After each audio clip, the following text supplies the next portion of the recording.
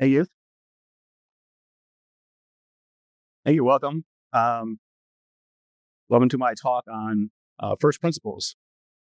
This is something that I've wanted to talk about for many years and finally got an opportunity to put together a little presentation here, talking about what first principles are. And at the end, I'll give you an example of one of the first principles that I think is very important.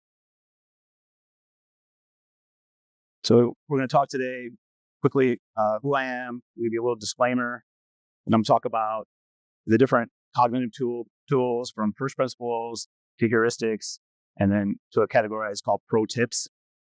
And then, we'll talk a little bit about what I consider the most important first principle of software development, which is computers run code and humans read code. So who am I? I've been a professional software developer for 25 years, mostly server-side development, mostly in Java, some JavaScript. Work a lot on data transaction platforms, and I've become very good at tuning relational database or query performance. There'll be another opportunity to connect on LinkedIn. If you connect on LinkedIn, I'll accept. This is a little disclaimer. This is the first time I'm actually doing this presentation, so I'm not quite sure if this presentation will run fast or run slow. I'm not really sure what questions people might have. But these slides have a certain logical order to them. So if you have a question on one slide, chances are there'll be an answer on the following slide. If that doesn't happen, raise your hand, ask a question. Feel free to ask any questions you want. All right. So what are first principles? The first principles are, the truth, the whole truth, and nothing but the truth. The types of people that really focus on first principles and trying to understand them tend to be more experienced or senior in a particular problem. So we're talking about software development. So people that have been around software development for many years tend to think about first principles, and that'll become clear when we start to compare them with the other categories. If you understand the first principles of a problem, all other ideas and rules can be derived from those. It takes a lot of thought and reflection to come up with the first principles. So even though senior people may understand first principles very well of a problem, they're not thinking about them all the time because it's too slow to consider, what should I do here? How does it relate to the first principles? We have other tools like the heuristics or the tips that can make you move quickly day to day. One of the hallmarks of a first principle is if you violate it, you're going to regret it. And sometimes you don't even know you're violating it. And then years later, you're like, oh, why is everything so messed up? And it was probably because you violated one of these rules. And how to think about first principles? You try to break everything down the most basic components. So you just kind of keep asking why, until you try to hit the bottom. Where there are no more assumptions about a problem, and they're just these absolute, undeniable truths or the core elements of the problem.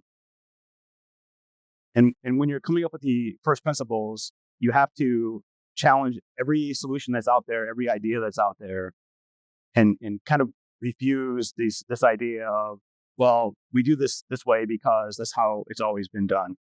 You tend to have to rebuild from scratch as opposed to taking what we know and then kind of iterating on. Better just to challenge everything, throw it away if you have to, and then build up fresh. So first principles are the bottom of the pyramid, and then the level that builds on first principles are heuristics. So they're the logical extensions of the truth. And people tend to be more intermediate when we start to think about heuristics, and they tend to think more in terms of these kind of broader concepts, but not quite first principle level. These are good rules that you shouldn't violate unless you have a good reason to. And then you can, but you should know what you're doing before you start to. Well, we don't have to follow these heuristics for whatever reason. And intermediate developers start to learn these before they really start to dive into the first principles. The level after heuristics, I just call like pro tips. So this sort of bridges all three of these, from the truth, the logical extensions that are heuristics, and then overall experience and wisdom in a problem. And the 4 tips are the ones that we tend to give beginners. Beginners don't really know anything, so they can't really take on these big ideas. But you have to give them some tools, otherwise they won't be successful. They'll continue to make crazy mistakes. So it's better to give them something that they can use as a rule to go about the day to day. But if you're a beginner moving to intermediate, you have to be willing to let some of these go as you start to learn more sophisticated tools like the heuristics or the first principles.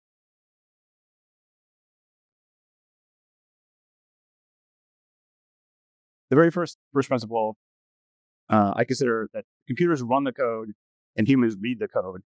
So they're both talking about the same thing, the code that's written. And the code is written for the 2 different audiences. One is the computer that has to go through and execute line by line by line. And then the human beings that work on it and have to maintain it and write it and extend it and make sure that it's doing what the business needs it to do. So the code is the communication vehicle and the 2 completely different audiences. The code that doesn't know anything about the domain that the code is trying to solve, doesn't know what the code is even doing, doesn't know the purpose of it, doesn't know what the variables names are, doesn't care. It just goes step by step by step through it. But all that information is super important to the people that have to maintain it, the new people that have to come on board and learn the project and be able to contribute to it. They need all that context. The computers don't. They just run it, and the humans have to read it.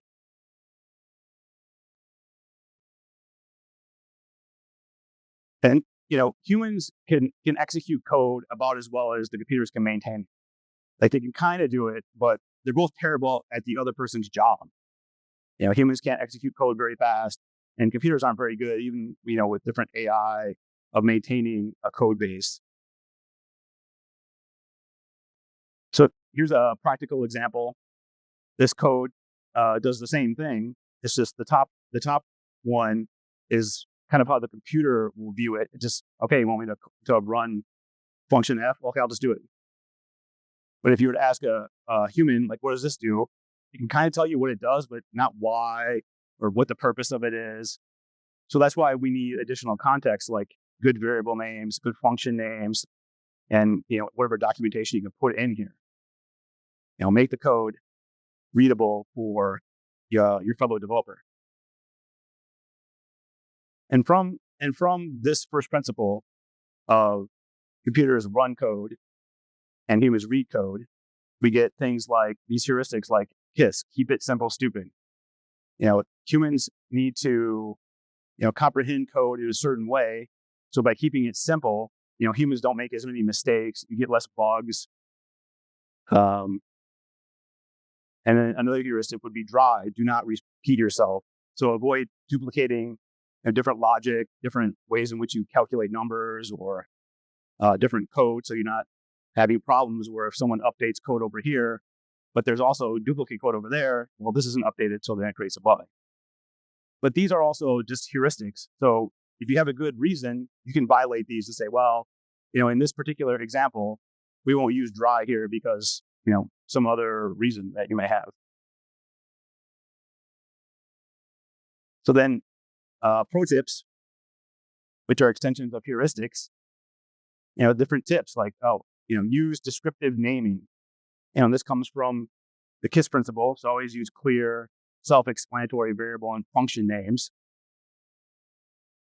Comment on the code's intent. Make sure you explain why the code is doing what it's doing. It saved hours for debugging and, making sure the other developers aren't confused working on it. Refactor ruthlessly to make sure things are modular.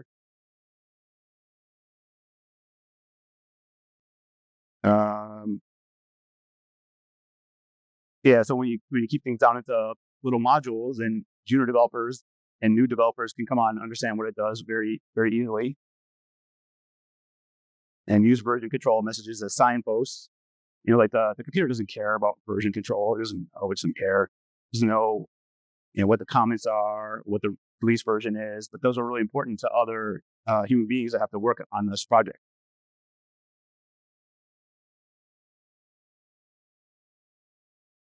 Okay, does anyone have any questions over first principles, heuristics, tips for this particular example? All right, so this definitely ran very fast. So I put in this slide to help out. So does anyone in the audience have any examples of rules and the software world that we use to develop that maybe we could try to classify them as first principles or heuristics or pro tips? Yeah. Like Scratch. So to do your gut vector, how many layers, like interface, even API, you take those three animal honesty, but it's like inherited into mesh that's just like put that. And as a developer, I have to go through 50 files to figure out how something works. I'm done on this. So I think that's a big one that they're I say is like, yes, you should think about some extension with the features for making things work. You could be like trying to anticipate every possibilities met and here we sort of view to but Good. Yeah. Next. a lot of the thing like over architect creating the extensibility it important. But if you take everything expect for the create, you have in the a monolith to this space. You the Yeah. That's like exactly the more the things that Good. Next. I didn't make it I could take the current thing to take things so say the domain logic is that person applicate. Okay. Good. Any other ones? I don't know, optimize it and stuff like that. Yeah, that's true. Like people will optimize code, and then is it worse or is it better? No one knows. You spend all this time. Yeah, so that'd be another one. The first principle would be something about making sure you can measure, otherwise you can't tell if what you did was any good or not. Okay, so this might be the fastest presentation of the conference, but that's okay. But I'll give you a summary here, and then maybe some action you can take away afterwards. Maybe you can think about it. First principles are the bedrock of software development. This is where all the clarity and all the wisdom that's come from many, many years now of software development through the decades, whether back in the moon landing or early systems all the way up to today, AI. These are the first principles that kind of build everything that we do and the approach we take. Humans read code, and this is really the most important. If you write your code and not thinking of the guy next to you or some person 10 years from now that you've never met having to maintain it, you should really stop and think. You're like, okay, how is someone 10 years from now going to look at this that I wrote today and figure out what it does and why does it do it? And that person might be you 10 years from now, or it could be 20 years or 30 years from now. If you write something that's very successful, they live a long, long, long time. Someone who's not even born might have to maintain this code you're writing. Readable code saves all kinds of time and bugs, sanity, makes the team happier. People are so miserable all the time. And think about your code as having a conversation with other humans. It's not really, you're not monologuing with the CPU, but you're really trying to communicate with the other team, the other developers, all the people at your company. And then finally, try to think about some different functions in your code base, and try to think about, here's something that we wrote recently. Could a stranger read this and tell me what it did, even if they didn't know anything about this project? And maybe try to adopt a readability habit. Maybe the next time you write code, or the next time you're doing a pull, a PR pull request, and you're doing the review on it. Try to think like, is this something a stranger might be able to understand, or is it so inside or so succinct that no one could possibly understand it tomorrow? You can think about some of the rules that we have in software and try to think about, where does this first principle come from? Was it what's really at the bottom of it all, or where are these heuristics coming from, or where are these tips coming from? And so that is what I have. We can have a few minutes here at the end for any questions you may have, or anything else you'd like to add to, anything that you might think about when it comes to these. There's surprisingly not as much conversation about first principles of software development people tend to write these big books and these big volumes that talk more about, how it's done. They could be more like heuristics or tips. And they don't really get to the very, very bottom. This is at least what I found. Yeah. Oh, go ahead. So, what are the in the sentence community that and I would be with the kind of same kind of concept, but it's not going to be in economically, I don't know. So how would you say like the G that what or trying that like someone called and did like that with how that needs to Yeah. So for beginners, they tend to give more like the tips and the rules and say, oh, when we write a service, we have, this type of structure to it, and we do it this way. And it's just easier if you do it that way. So a lot of times, when junior people will review a senior person's code, they'll be like, oh, we don't do it this way. But it's only because they understand these tips that we've given them, and they haven't quite got to maybe the intermediate part where we're talking more about higher concepts like these heuristics, where like sort of every level you go, kind of takes more experience in software development to understand how it works and how to apply. And but you got to start somewhere. So you start at the tips and you kind of move it through experience. And that's one of the reasons why so many senior people will put on their code reviews, looks good to me, and send it out, because it's just like, it's okay. It's okay.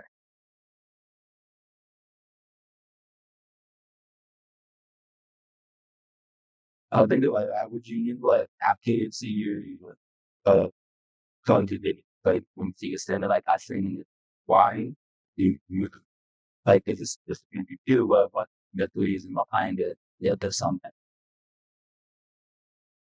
But I would just I like use the part like that, and I can see they will if you always going to why that going it down the you got to build into it stipend.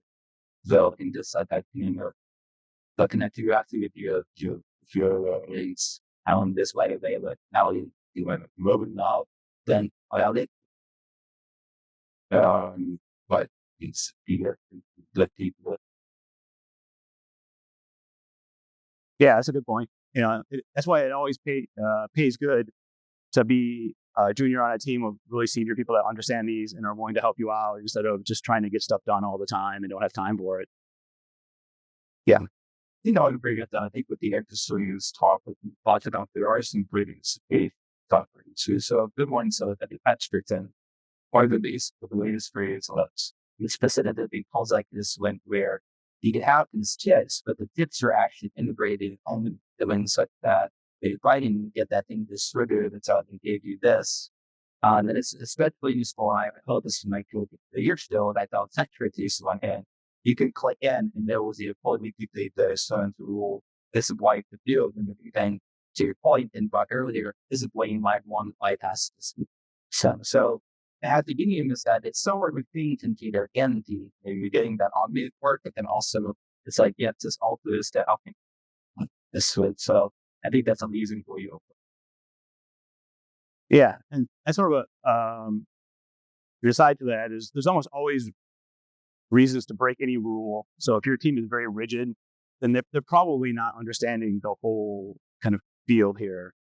The only things you can't break are, the first principle. So in this case, if you just wrote the most concise code you possibly can for the computer to run, 5 years from now, this project's going to grind to a halt because no one's going to know what's going on.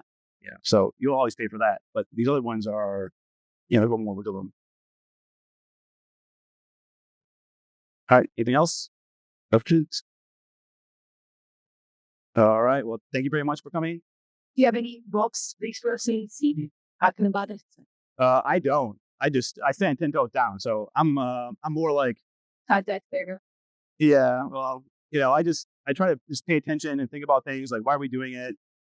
I don't, just looking around, I didn't find a lot of like first principles, like books or even, all these like academics that do all the stuff on the whiteboard. I didn't find a lot of stuff on that. So it's just, you find them and you kind of drill down and be like, oh, this sort of looks like this, or why do we do it that way? You can continue asking why and drilling it down, and you'll find something down there as to like why we do it this way. There's always probably a good reason. So, I personally like being at home and elements of software use. And a lot of times that is slow for so many people. Has so many use cases with them. You have to practice it. Market. At first, that has not it. all right. It was. All right. Well, thank you, everybody. I did. Oh. I did create a little game for super nerds out there. I call it the internet's greatest Easter egg hunt. So you can always scan this barcode. I left a few pieces of paper out in the lobby area, so if you can find one, you can start. It's kind of super nerdy. So if you like a little challenge, a little puzzle, you can start it. You'll sign up for a little email list, and they'll send you some hints, and yeah, hope we can figure it out. All right, thank you, everybody. It's on me.